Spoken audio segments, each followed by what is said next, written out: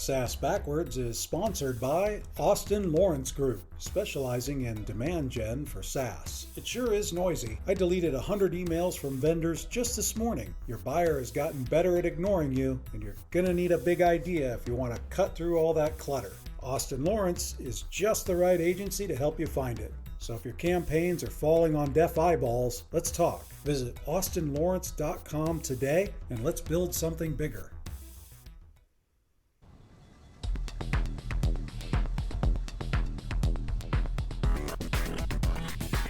Welcome to the SaaS Backwards podcast, where we reverse engineer the success of fast-growing SaaS firms and explore strategies CMOs and CEOs are using to drive their businesses forward.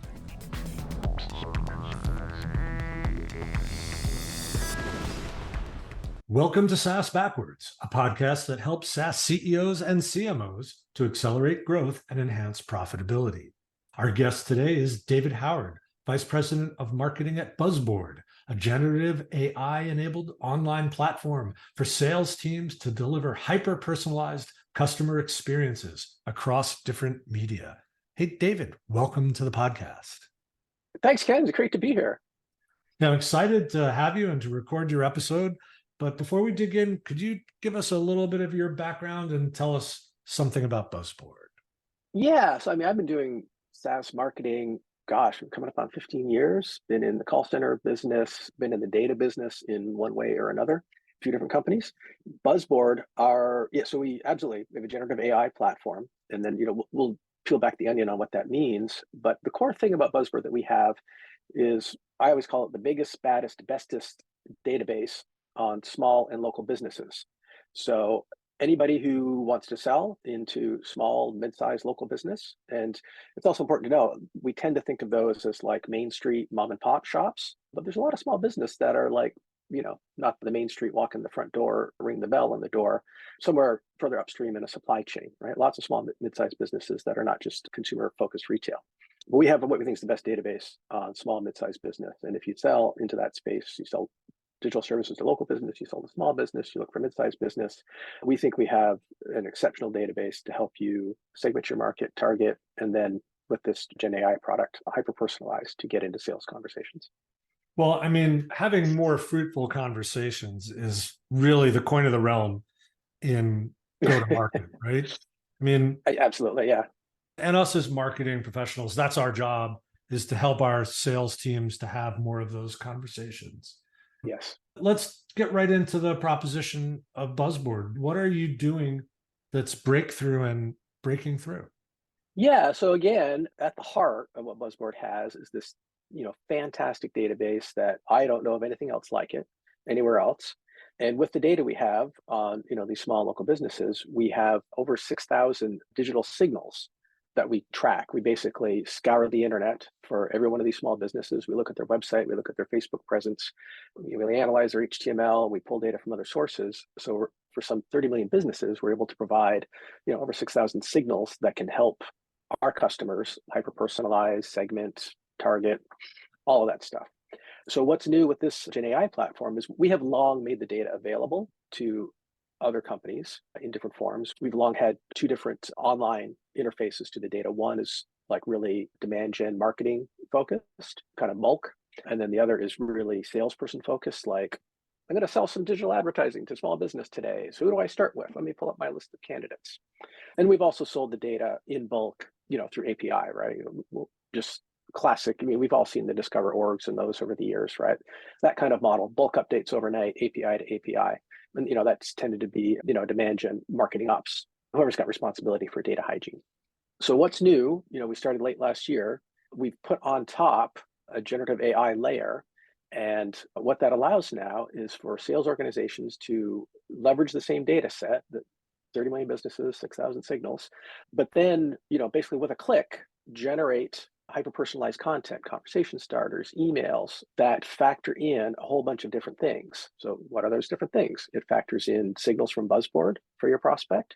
It factors in your product information. So our customers will go in and enter, this is the product that I have to sell. I sell over-the-top advertising or digital ads. It factors in product information, factors in the data on the business, it factors in data you have in your CRM. And basically what we're doing is for each of our customer we're creating essentially a micro LLM that is specific to their business, that really pulls all these data sources together. And, there's an instructor, a graduate business school at Stanford, Raj Joshi, he's come out and he said, AI platforms or shops that use AI and leverage proprietary data, that's really where it's at. That gives you a competitive edge. So we think the data that we offer to our customers combined with what they have in their CRM or their marketing automation platform, that really speaks to that competitive edge, right? Is they're going to get a micro LLM of sorts that is highly tailored to their business and their needs. And then, basically one click generate, an email to forward a conversation, one click generate a script for a cold call, one click generate, a direct message for Twitter or X or something like that. So all this content that comes out through a generative AI model, which leverages all these different data sources. And, the feedback we're getting is just so favorable, so positive. And we can speak about that. But so far, everybody we've got this into the hands. I mean, they're digging it. They love it. Well, I And mean, they don't have to write prompts either, right? They just click a button. well, I mean, that sounds hugely valuable. In fact, in a meeting today with one of our enterprise software clients, the ask was, hey, our sales development team, they're having trouble writing their outbound. Can you guys jump in and do that? And yeah, of course we can. But I think it would be really empowering for teams to have the ability to get 80, 90% or more of the way there, as you say, almost at the click of a button, right? Yeah. And I mean, I've been there too. I mean, I've been at so many shops in a marketing role where the SDRs or the account executives, they come to me and they say, can you write a templated email for me to talk to this audience? It's sort of like the blank page problem. Where do I start? So I've done that, of course, many, many times. And, I think we as all we, have. It's like a rite of we passage. It's a rite of absolutely, passage. right? A rite of passage in every company you work with too, right? Because you got to do it all the time. So the other interesting thing, as we started development on this late last year, and look at that, that writing the templates for the sales team, whenever communication is hyper personalized from a generative AI, pushing the button, we really don't need those templates anymore, right? Templates are how we used to scale, right? So you've got 6 SDRs that have each got to make 50 outreaches per day. And how do you scale it? And the marketing guy, as you've done, right, as we've all done in marketing, writes the template and then says, okay, well, here's the merge field. You just put in, hi, Kenneth, right? And I'd be happy to help Acme Corporation. So that's how we've scaled historically, right? Really, how you do volume outreach. And, 3 months ago, I saw something on LinkedIn and I've still got it kicking around somewhere, but somebody on LinkedIn said, attention marketers, you're sending the same templated email to 20 people in my company and we all see it and we hate it. Stop it. Right? Hyper-personalization, where every communication, every message is going to be essentially bespoke, right? It means the end of templates, right? And indeed, we've published what we call the No Templates Manifesto, which we really hope puts the nail in the coffin, if you will, on templates. I mean, arguably, templates, they're really just spam generators, right? Because it's the same content, it's not personalized, right? And it gets picked up on the inbound mail server. We think, recipients of hyper-personalized emails are going to find more value. We think salespeople who generate them and send them are going to find value because it's more effective. And we're going to have less complaints about spam because it's just not going to be, bulk generated templates, right? Every email is going to be personalized. Can you maybe elaborate a little bit on what that personalization would look like?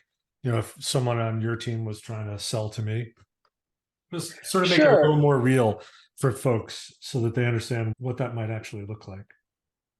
Yeah, so we can, it depends. It depends on so many factors, but we might say, hey, Kenneth, and, it's beyond just, the name of your company, right? Hey, Kenneth, from what we can see, you're spending some money on Facebook advertising and maybe you're spending money on some Google ads, but do you know, like, it looks like you have some competitors who are also spending, but they're spending more. Wouldn't you like to know how you can grow your business relative to what your competitors are doing? And isn't that interesting to have some kind of comparative data points about what your competitors are doing versus what you're doing? So I mean, that's a pretty common example, right? What we also do is we do these SWOT analysis. We'll look at your web presence and we'll score like a digital maturity score or like a web presence score. It could be, hey, Kenneth, we've been looking at your website and you have a low digital maturity score on your website relative to these other guys who would look like your competitors.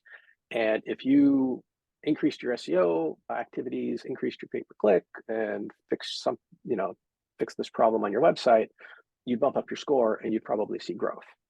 So I hope those are good illustrative examples. It does get a little bit tricky, when we have so many signals to draw upon for each business. The personalization ends up being, very different for each prospect. But that's the notion, right? We have so many data points that we can leverage and reflect back to the prospect something meaningful and specific about their business. Is that under the control of the person sending out the email? Can they decide what the nature of the personalization is? Yeah, absolutely. So kind of the first step, if somebody gets on our platform, they enter in the products that they have. And ultimately by doing that, when they generate content, our platform will be responsive. So if we calculate a digital maturity score for the prospect and it looks like SEO is weak and the sender of the email has an SEO product to offer, the personalized email will be like, yeah, Kenneth, it looks like your SEO is weak relative to your competitors. We would help you by offering this gold premier SEO management service, for example. So it's personalized that way or tailored that way by the user. What products do you have? What products do you care about selling? What products are your stable? And everything that we generate, the end user has a chance to tweak it and tailor a little bit just to taste.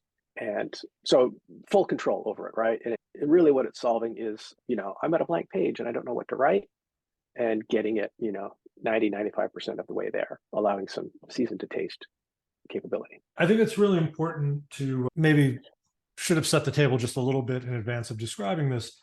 The majority of your customers are selling to small local businesses, right? This is not an enterprise sale that your clients are engaged in. Correct. So there's a need for this, get it almost all the way there for the rep, because he or she won't have the time or maybe even the skill set to do that kind of research and personalization, right? Well, that's exactly it. So, what is the problem that, Buzzboard is solving with this product? So our customer engagements to launch, there's a really interesting point that came up, which I'm going to keep everybody in suspense for a minute. But, the modern B2B SaaS sales cycle, we're asking a lot of the reps. They've got to be, a researcher. They've got to be an investigator. They've got to be a detective. They got to gather all this stuff. What do I know about the small business and where do I get it? Right? They got to do all that stuff before they can even get to the blank page. Like, what the heck am I going to write? So it absolutely is greater efficiency, right? And greater speed, right? You log into Buzzboard, you pull up the business, all of the data is there, the analysis, the digital maturity score, and all the customized scoring that we can throw on. And then, click, I want some conversation starters. It really speeds that whole process up. And it does the investigation and detective work for the rep for them. But what is super interesting, as I mentioned, as we, talk to customers and, try to understand from their perspective where they saw value and what their pain points were, it provides confidence to the sales rep. And I lost track in how many customer engagements that, our customer on the other side of the Zoom call said, wow, this is great. One guy's a trainer and this guy, he trains all the new sales reps that come in. And he says, you know what I see all the time as I get new sales reps that come in and like they're nervous, right? This is going to give them the confidence when they first do that outreach to the prospect, gives them confidence to have a meaningful sales discussion, that they have a strong picture of who that prospect is so that they don't fall on their face when they get into the sales meeting, right? So, if you go to the Buzzboard website, you're going to see that, right? We talk a lot about offering sales reps that use our product. We offer you confidence to approach your prospects with confidence. Absolutely. Efficiency, right? You don't need to do all the detective work. You don't need to do all that research work. We do that for you. And you can minimize the amount of strategizing you do because the user of this platform puts in the products and it'll do the analysis of the prospect, and then it will generate in response, well, what's the strategy? What should you offer to this prospect based on what the Buzzboard analysis tells you and based on what your products are that you have to offer? Yeah, that's great. And especially some of these teams, there's a lot of turnover, right? So in the training scenario, the local cable TV sales or local radio sales team, these folks, not all are long-lived in the job. So maybe you can help with the onboarding and even the longevity ultimately. So, you look at what is the benefit of the product? Well, it has a certain functionality that it delivers in the sales scenario. But actually, I think the gains here go beyond, what's right in front of you and on the screen. Well, those of you in your audience that are accustomed to the effort, the time, the trouble, the hassle of onboarding an SDR, onboarding an account executive, getting them up to speed, all of that work, right? And then what's the greatest cause of turnover, right? Lack of success, right? salespeople survive, they have longevity if they're successful. So, we believe, right, and we're actually seeing results with folks who are using the product, that it facilitates greater success faster through all the things that we've talked about. And when salespeople are successful, they have longevity, right? And so if they're not successful, you have lots of churn, then think about all that cost of, recruiting a replacement, onboarding them. So to your point, I think you said it well, right? Beyond the immediate obvious benefits, there's all these downstream benefits to a product that makes salespeople more successful and, retire quota faster, right? Yeah, that's great. I think it might be good also to talk about what was the business selling before it had this capability, and how has the new capability changed your own go-to-market and selling motion? Sure. Well, I think I spoke a little bit earlier. So before we rolled out the Gen AI product, we had, the core crown jewel for Buzzboard is our database on small, mid-sized local business. So we sold the data, like connect to our Salesforce API, or use our Salesforce app, the integration, or use the Zendesk integration, or use the Chrome extension. So people could access the data, right, through Salesforce, through, their CRM, through the integrations, through the Chrome extension, or they could log in directly, like log into buzzboard.com, log in and use the platform natively. And, like I gave the example earlier, right? A salesperson comes up and says, geez, I got a number to hit. I'm going to call down some folks today. Who's a good prospect for me to call down today? So you log into Buzzboard, you start your research.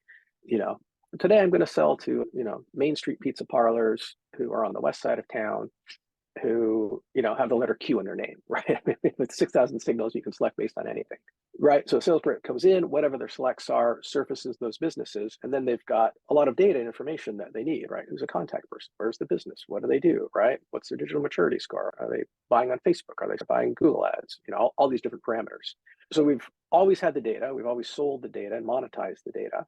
And before the AI product, we monetized it in that fashion that I just mentioned. A sales rep comes in, they figure out who they want to sell to, and then they start their sales process. On the, the marketing ops demand gen side, that's more a classic, discover.org. Every night we're going to bulk upload, or bulk enrich, bulk upload, 5,000 account and contact records overnight. And then when the demand gen guy comes in the morning, everything's updated and refreshed to support marketing campaigns as well. So again, there's another part to your question too. What's that change for us in our motion? Exactly. That's the important part, right? Yeah, right. Yeah. You thought I was going to skip it, right? You thought I didn't want to answer. No, I was going to remind you. I know you were. So what's different for us now is we're shifting towards a PLG type motion, a product-led growth motion. The price point for the product, is on a per seat basis. And I just want to give a shout out, and maybe these guys too, the folks at Winning by Design. Are you familiar with that? And Jock, those guys, right? I think they do really good work, and they've got a great chart that maps together, kind of what's your typical deal size, how many transactions. And if you look at that kind of, low contract value, lots of transactions, that puts you in this PLG motion where it's, online, self-service, the product selling itself because it's so delightful to use. Maybe there's some virality features introduced in the product. So that's what's changed in our go-to-market motion, is more of a shift away from, like a two-stage SDR account exec motion with a higher price point. So yeah, we're up to our neck in PLG now. So it's not just you have a different product to sell, but you have a different way to sell it. And what's been that journey for you as a marketer, and how's that going?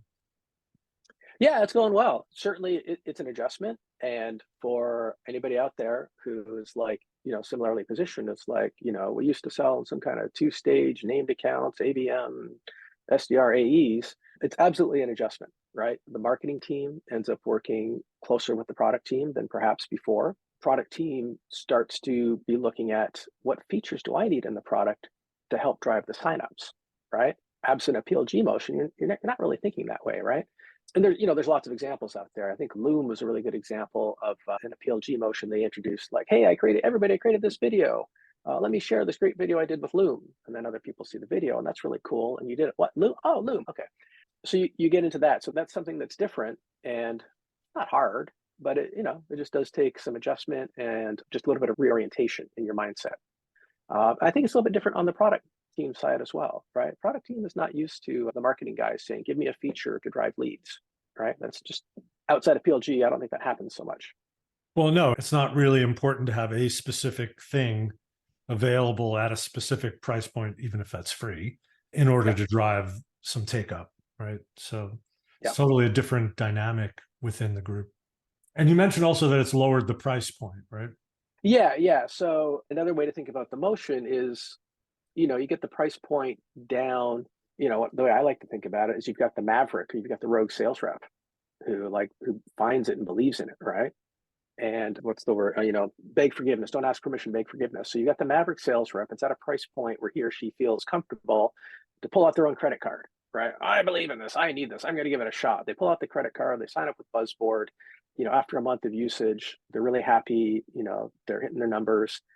And then gee, Ken, how did you do it? Well, let me tell you, I signed up for this cool platform that is generative AI. Oh, that's awesome. How do we get the whole team on it, right? So, I think that's important for us, right? Is you find those, the early adopter folks who are willing to stick their neck out a little bit out of self-preservation, right? You got a salesperson who's plopping down their own credit card and then hoping to get it reimbursed later. Maybe it's out of desperation, but out of need, right? Out of need and desire for improving their own performance, right? And this is a tool I think is going to help me. I'm going to try it. And then they succeed with it. I mean, that's our best champion, right? So, salespeople who see the benefits and experience it, that's more marketing for us than I can ever do from the marketing team, right? How did you, I mean, it's a little bit of a drill down here, but did pricing change for the product? And if so, how did you decide on pricing itself? Yeah, well, it changed a little bit in that we think there's, some added value in the AI capacity, the AI capability. So kind of on a per seat basis, we bumped the price a little bit, but it's still very approachable, right? It's still within range of that maverick or rogue salesperson that's going to give it a shot. And then we had to think about our tiers, right? It's like kind of the initial point of entry is kind of like that onesie twosie. And then, what's the next tier where that onesie twosie goes out and champions it internally, and suddenly there's a team of 6 that want the product, right? So then, what do those bundles look? What do those packages look like? And then, at the high end, right? What's the strategic sale, right? The larger B to SMB company that needs, 20 seats, 30 seats, 60 seats. So yeah, it changed a little bit, the price point, it changed the tiering, and then it also changed, what are all the discriminators, right? What are all the different bells and whistles that you can turn on or turn off that you get at different tiers and different price points. Did you have an outside consultant come in to help you with pricing, or did you guys do it yourselves? We did it internally with lots of input from our existing customer base. We've got a strong customer base in media and broadcast and in digital advertising, digital agencies, digital ads, anybody who sells digital services. So we did a lot of work. Our CEO was on calls, and I sat in on many of them, where we're talking to customers about, what's your pain point? What would be the greatest benefit? What do you think this is worth to you? So no, we did not use an outside consultant, but great engagement with our existing customers. Yeah, I mean, it's a great opportunity, right, to re-engage with customers anyway, doing that research. Yeah. It's awesome. Yeah, absolutely. Speaking of customers, what does it take to sell a SaaS to other SaaS companies? I mean, some of your customer base is in SaaS, right? What are they telling you that you have to prove or do? Well, I've been thinking about this, one, and I don't mean to be flippant about this, but one thought that comes to mind, and it's also because this, these articles, some of them old, some of them new, are surfacing, coming up across my desk on LinkedIn. The reason a lot of startups fail is because they don't have a product that anybody wants, right? You can pick your data point, right? I just looked up something, 42% of companies that fail, they fail because they don't have a product that anybody actually needs, right? That's a problem in the Valley here, right? Is people really not understanding if they have a fit for the product. So, I mean, it's obvious and it's not, right? Really make sure that there's an appetite for the product. I think that's something we did super well, sort of in parallel, right? We had a sense that there was a need for this. We could see the vision, we could see the value. So as we were working on it, we're also getting out talking to customers. Well, what if we could offer you? What if we could do? How would this feel like, right? So it's kind of obvious, but it's also kind of not. So first of all, you have to have a product that folks want, right? Next, have a clear understanding of their world. And I think we did that really well too with all these customer interviews. Really understand what their world is like. And I go back to that example of, the training person who said, wow, this would be great because I see so many, new reps come through, and we train them up as best as we can. And, there's a lot of industries where, SDRs, right? B2B sales and SDRs, for example, it's where I come from. Those are young folks, right? Maybe it's their first or second job. And, they're determined to be successful salespeople, but they need the confidence. So I think we did really good listening and engagement sessions with customers to understand their worldview, their pain points, what works for them, and then build that into messaging, into product, into the solution set. And if you can do all that, understand their world, speak to them in their language, speak to their pain points, that goes a long way towards making the sale. Yeah, we're big believers in that exact process too. It all starts with the customers and their experience and how you can improve it. Absolutely. Absolutely. Yep. How have you turned that into content to drive opportunity at Buzzboard? What kinds of content are you creating, and how is that realized in the demand gen side of the equation? Sure. Well, that's been a bit of a shift too. Before the AI product, we did a lot of, sort of classic B2B, type content, right? Webinars, long form assets, white papers, thought leadership stuff. And that's kind of all, standard stuff for nascent technology, right? So what's shifting for us is not so much long form content, a lot of, shorter form stuff, greater use of social media, email marketing. We're able to point the Buzzboard gun at Buzzboard and use our own technology and our own data to start hyper-personalizing emails that we send out, right? So yeah, in a nutshell, I mean, I think less of that long form content that so many of us, B2B SaaS at higher price points that we're used to generating. And we're so proud of when we get that 30-page white paper done, right? But yeah, that can be a process in itself. Oh yeah, right. So wow, it's a relief to not have to have those eternal content development efforts that result in 30-page white papers. The other important thing, in a PLG motion is, gosh, product becomes front and center, right? So the tools change. You're starting to look at tools like, how do I do screen recording? How do I do interactive video for the website? How do I show the product front and center? Because by hook or by crook, right, whether you're on Facebook ads or Google, or you're sending hyper-personalized emails or word of mouth, you got to get people to the website. You want them to sign up. And we don't do a freemium model, by the way. We do a free trial. I think otherwise reasonable people can get into heated arguments about freemium versus free trial. We went down the free trial path. So you got to get on the website. You got to get them to go to that button for the free trial. You got to get them to sign up. To do that, you got to showcase the product. Give them lots and lots of looks about what it's going to be like. It's like, imagine they come into ice cream. You got to give them 32 samples, right? Not just one. You got to give them samples of all 32 before they're going to commit to buy.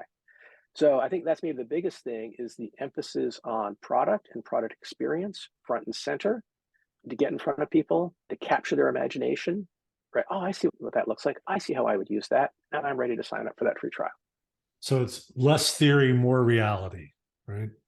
Yeah. And particularly in this moment, and maybe you have some experiences, right? I think it's maybe toned down a little bit, but I think there was a period like earlier this year where it seemed like everybody was trumpeting, right? We do AI, right? Or we're going to do AI, join the wait list. Well, do you have a real product or do you have vaporware? So I think, I've seen lots of companies that sure looks like vaporware. You're claiming AI because you need to be there, but it sure looks like there's no real product yet. So content is product centered. And when you do product centered content, it puts substance behind it. It's not just slides. It's not just screen mock-ups. You're really, really showing the product in all of your communications, right? Product shots out on social media, product shots in your email, website has interactive product visuals. So that's the big part of it. And it shows that it's a legit, real, substantive product. Right. So we're running a little long, so I'm going to do the last three questions in a totally new format here on SaaS Backwards. We're going to call it the rapid fire. Rapid fire? How do you do it? Rapid fire Q&A. So tell us very briefly, how's your team organized and what are the benefits of having some of your own team members offshore? Yeah. So, wow, how to tighten that up? So look, offshore, there's still a labor arbitrage, right? There's still some cost savings to be had offshoring. We do have folks in India, and from the marketing side, we have individual contributors in India, and they're close to our product team and our data operations team.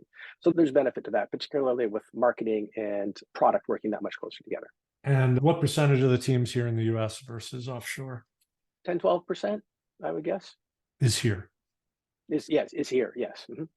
Okay. And what are the handful of KPIs that you run your organization by, and how does that coordinate with sales? Yeah, well, gosh, we'd have a long conversation, but I mean, I'm a believer, the CMO, VP of marketing job is like translate those revenue goals to, bookings goals to opportunities, and then all of the metrics flow down from that, right? I mean, this is where marketing needs to be totally aligned with what the top level objectives are. And then, my job is to translate that into strategy and tactics. And, the marketing manager, email marketing manager, yeah, they got to know their open rates and clicks. But really, first and foremost, what are all your top level objectives, right? So I'm just going to name that. For us, specifically around this product, and we spent time on this, we really boiled it down. It's like, how many website views, right? How many people are getting to the sign up page? How many people are signing up for a free trial? And how many are converting to paid? It doesn't really get more complicated than that. It can be really simple in terms of like, what are we reporting out at the weekly leadership meetings? What do we really care about? What are we really tracking? Oh, sure, all the other stuff we care about, but top level corporate goals and then product level measurements of signups and conversion. Sounds like the simple recipe for how marketing can align with sales in the C-suite. Keep it simple, Sam. Yeah, absolutely. And last, at a high level, what's the marketing tech stack that you operate the business on? Oh, sure. So, Salesforce is a CRM, Pardot as a marketing automation platform. We have Buzzboard, of course, right? Our Buzzboard is part of our tech stack. It pushes all kinds of data into our platform. WordPress for the website, kind of a no-brainer, maybe not too exotic, but that's the core of it, right? And we layer on other tools here and there, but that's the core of it. Pretty classic B2B style tech stack. Makes a lot of sense to me. Hey, David, thanks so very much for being a guest on the podcast. If people want to reach out to you to connect with you or learn more about Buzzboard, how can they do that? Website, www.buzzboard.ai. That's your best bet, buzzboard.ai. Awesome. And I assume you're on LinkedIn as well and open to connection with listeners. Yeah, absolutely. Right. Just LinkedIn, Buzzboard, David Howard, you'll find me. I'll be right there. Perfect. And if people want to reach me, it's LinkedIn/in/Ken Lempit. And if you haven't subscribed to the podcast, please do so wherever podcasts are distributed. David Howard, thanks so very much for being a guest on SaaS Backwards. Oh, pleasure. Thank you, Ken. Thanks for listening to the SaaS Backwards podcast, brought to you by Austin Lawrence Group. We're a growth marketing agency that helps SaaS firms reduce churn, accelerate sales, and generate demand. Learn more about us at www.austinlawrence.com. You can email Ken Lempit at kl@austinlawrence.com about any SaaS marketing or customer retention subject. We hope you'll subscribe, and thanks again for listening.